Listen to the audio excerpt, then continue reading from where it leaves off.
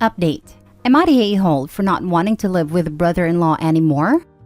Original post. My husband, 32 male, and I have been married for 2 years. His dad and stepmom are going through an ugly divorce, so his half-brother, 17 male, has moved in with us to live for a year till he starts college. My husband loves his brother, treat him like a little kid and is overprotective of him. But I find brother-in-law's behavior obnoxious, and we are having too many arguments over this. He's been with us for only a month and a half, and I can't stand it, and I really don't think I can put up with it for a year. It started off with him making messes and throwing away leftovers. Since I do most of the cooking and cleaning, it was increasing my workload. My husband's list of chores have not increased by his presence, so he was dismissive of my complaints. Since husband wasn't saying anything, I tried telling him to pick up after himself. Brother-in-law retaliated by spanking my butt. Anytime I tell him to do something, he hits my butt hard and laughs. Husband told him to knock it off, but he keeps doing it, and husband treats it as if he's just playing around, no big deal. Not only is it very disrespectful, but it's really painful. After that, he started randomly picking me up and carrying me around. I am a little over 5 feet and 112 pounds, and he's a tall, stocky guy. I hate it, and husband just thinks he's goofing around and trying to be friends with me. I work from home, and the other day when it was just him and me in the house, he picked me up and ran with me to my bedroom and threw me on the bed. It really scared me, but he just laughed at me and left. And still husband thinks I am being dramatic by being scared by this. I feel like his behavior is escalating, but my husband tells me to act like the adult and not blow up over a kid's playfulness. I am anxious every day, and I am seriously thinking of moving out, though it'll be difficult to afford it. Am I the a-hole for telling my husband that I don't feel safe in our home? Now for the top comments before reading the updates.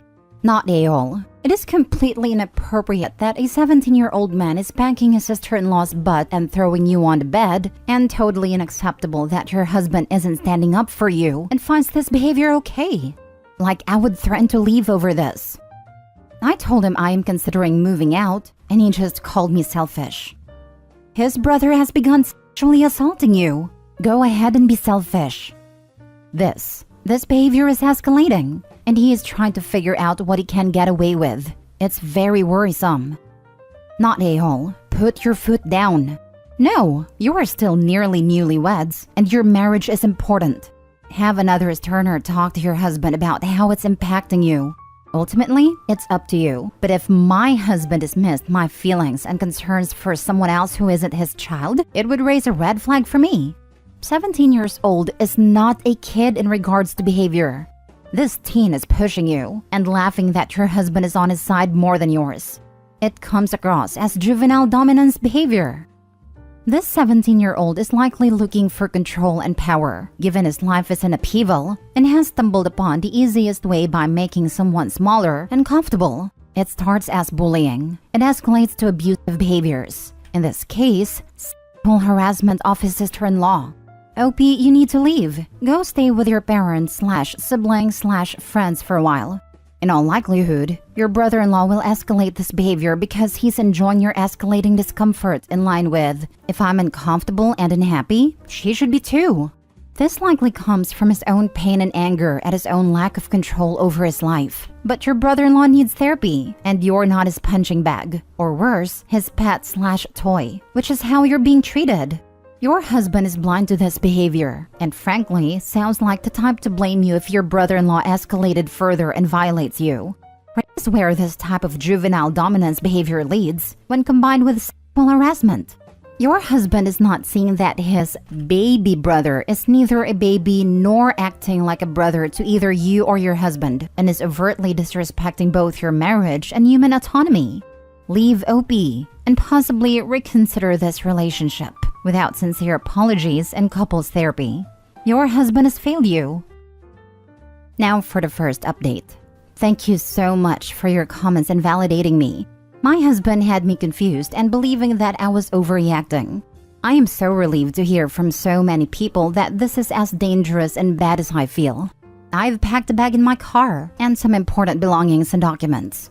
I am 29 female for those who ask. I forgot to put that in my post. I called and talked to mother-in-law early in the morning. She's always been very nice to me, and at my wedding she told me she thinks of me as her daughter. My mom passed away when I was young, and I don't have any siblings, so that had moved me very much. I was nervous about talking to her because I didn't want to ruin that relationship, but she was so shocked when she heard the details.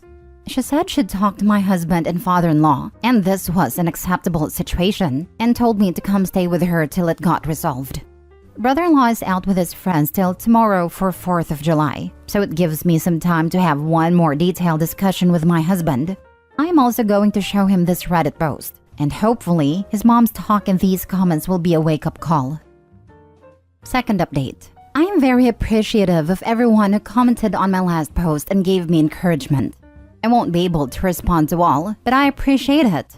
I wasn't able to resolve this issue with my husband, and I have moved out. I am trying to come to terms with the fact that this is the end of my marriage. My mother-in-law was on my side and talked to my husband about the situation, but he got more annoyed with me because he saw this as me creating more drama between mother-in-law and father-in-law and causing old grievances to rise. I showed him the Reddit post I made and the comments, and he accused me of presenting things in a lurid manner to get people on my side. He didn't even read all the discussions, just got enraged and closed the tab. Mother-in-law also talked to father-in-law who came down on brother-in-law about his behavior. Father-in-law told brother-in-law to leave our house and move in with him. Brother-in-law refused, saying he wants to stay with my husband. My husband came up with a solution that brother-in-law was to stay in his room and I should stay in my bedroom, lock the door, and not get out till he got home from work. This angered me even more that I had packed the bag and my documents thinking of leaving anyway. Father-in-law talked to me and said that he doesn't like that we aren't getting along and brother-in-law will no longer stay with us. But the next day, brother-in-law came into the house with a group of his friends, and I simply grabbed my laptop and left. I am so grateful to the people who had suggested that I be packed and ready to go. So, I already had everything in my car and could leave with what I needed immediately. I'm staying with my mother-in-law now. She is flabbergasted by my husband, who's told her that he'll never ask a close family member to leave his house. It is clear that my husband doesn't even like me, much less care about me at all. He hasn't spoken to me since I left. I'm trying to figure out what I should do next. I obviously can't stay with mother-in-law for long, especially since I need to start the divorce process. I could move back in with my dad, but he lives in another state, and that'll make things hard. I don't have any savings, and I'm short on money. The majority of my paycheck goes into half of the mortgage and utilities in our house, and we have a combined joint account.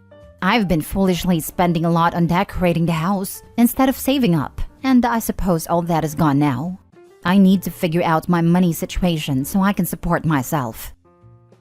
Thanks for the update. I'm glad you didn't let this situation go on any longer, and that you had the courage to get out of the marriage when you realized you had a husband problem. You're young, and you have a new and better beginning ahead of you. I like your parents-in-law. How did they raise such happy sons? Mother-in-law has been amazing, but she didn't raise brother-in-law. That's father-in-law's son from a second marriage. And father-in-law? Well, I think it's good that he told brother-in-law to leave. But he was dismissive of the issue itself, acting like it was just a bit of a spat between us. You should see a divorce attorney ASAP. They can help you straighten out the financials. You've got to get out of paying that mortgage, first of all, and be reimbursed for your share of all the money that's been put into it. She's flabbergasted by my husband, who's told her that he'll never ask a close family member to leave his house. Dude, that's your freaking wife. What a naive, childish stance. Good riddance. Talk to your dad, friends, family, and broader social support network about how to financially prepare yourself for the divorce. There's no principled reason your husband should get to keep living in your shared property while you pay for something else. Best to split up assets and get on with the separation process. Also, allow yourself the time to grieve and be patient. Healing takes time, but you'll be far better off years from now.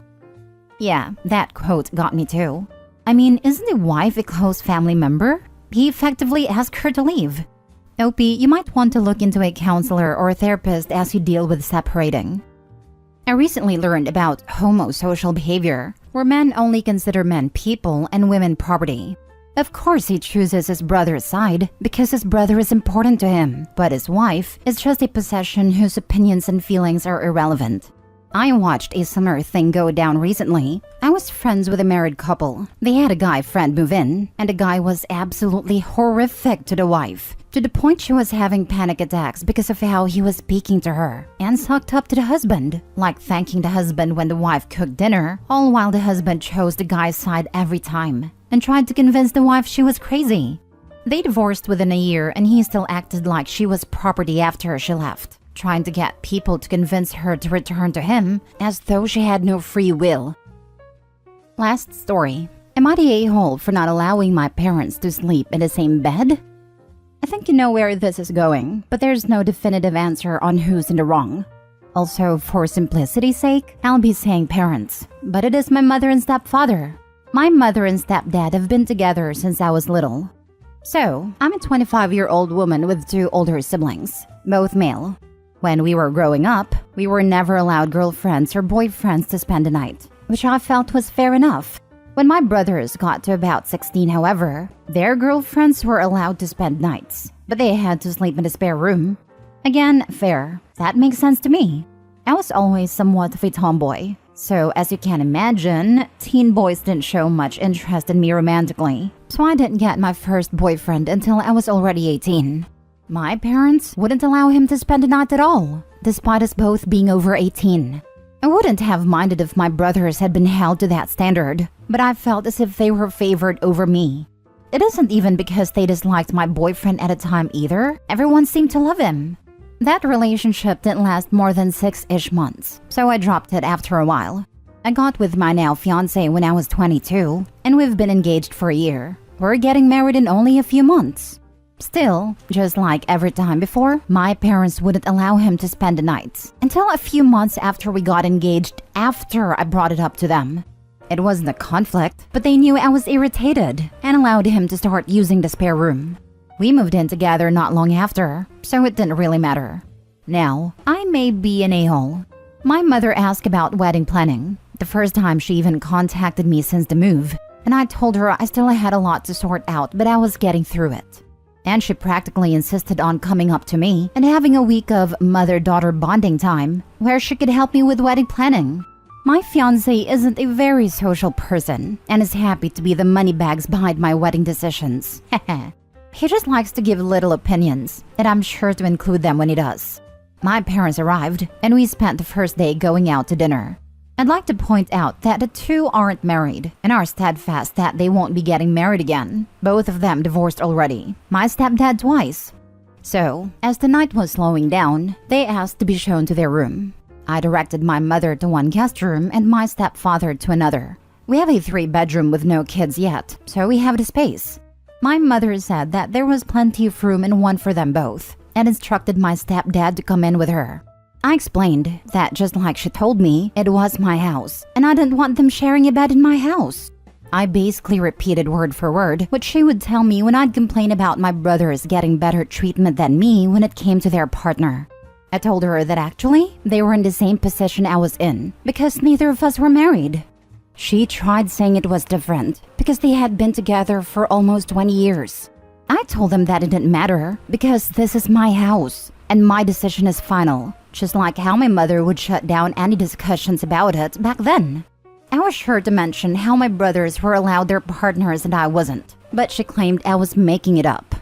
They stayed the night and left for home the next day, which I preferred because I was happy wedding planning on my own, and I haven't heard from them since.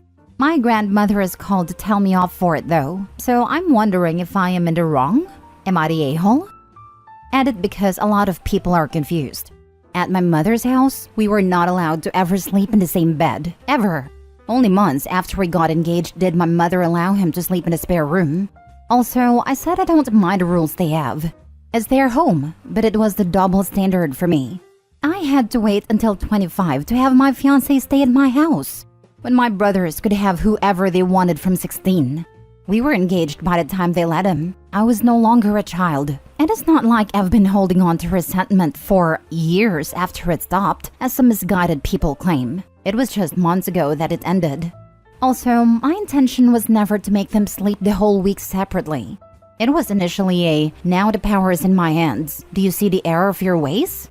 If they did, we could have moved on and laughed about it. and they would have slept in the same bed.